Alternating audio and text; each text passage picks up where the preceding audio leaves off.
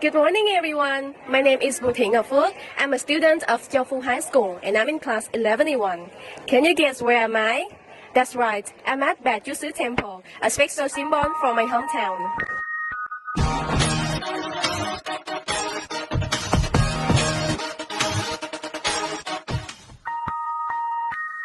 And now, absolutely, you can guess where's my hometown. Yes, it's in CHÂU Đḵ, a land that is very famous for the religions of the seven mountains. You know, coming to An Giang, we must go to Núi Sam, which is a mountain in CHÂU Đḵ City. Although we call mountain, its height is only enough to be a hill, therefore it does not belong to the seven mountains. But you know what? When people talk about CHÂU Đốc, An Giang, Núi Sam is always the first name in their mind. And today, I'd like to take all of you to go to the most special place in there, CHÂu Temple, called Chùa Bà in Vietnamese, which is attractive many visitors annually. CHÂu Temple was built in 1870. Through many years, this temple was the last correctly reconstructed and completed in 1976, created the present appearance by two architects, Huỳnh Kim Mãn and Nguyễn Bá Long. About the statue of CHÂu, there are a lot of variant versions, but the most common one is that, according to the legend, the local people here depicted her at the top of Núi Sam and they wanted to bring her down. But you know what? It was a hardship.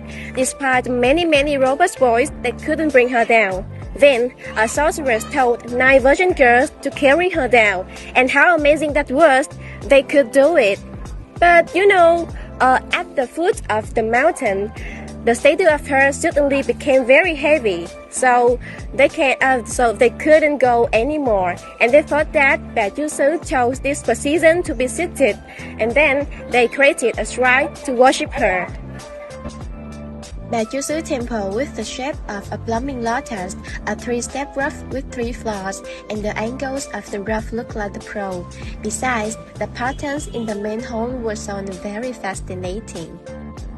Coming to the interior of this temple, we can feel a warmer and peaceful atmosphere in there. A lot of postcards and horizontal lacquered boards were designed and decorated so brightly. The statue of CHÂu was put at the center of the main hall. In front of there is the assembly altar. Every Tet comes, CHÅU Temple is attractive. Lots of visitors come from not only domestically but also abroad. Especially, a big festival of CHÅU is held in a 3-day in the village at the beginning of the rainy season, beginning on the 23rd day of the 4th lunar month in her honor. First, the ablution for her is celebrated at 0 o'clock at the midnight 23rd day of the 4th lunar month. Next, they carry Thoại Ngọc Hậu statue and his 2 wives from Sơn Lăng to Bà Temple on the 24th day at 3 p.m. Then, they offer a pig and worship to CHÅU on the midnight 25th called Lễ Túc Yết. After that, lễ xây chầu begins the performances of the Vietnamese classic opera, which we call hát bội or hát tuồng. Lễ chánh tế is celebrated at 4 a.m. on the day 27th. Finally, lễ hội sắc is begun as soon as lễ chánh tế ended on the same day at 4 p.m. They return the statue of Thoại Ngọc Hậu and his 2 wives to come back to Sơn Lăng. People have a strong belief in CHÅU. They usually come to this temple to pray for the health, wealth, or for their business. CHÅU Temple is famous for not only its religion, but also its historical meaning.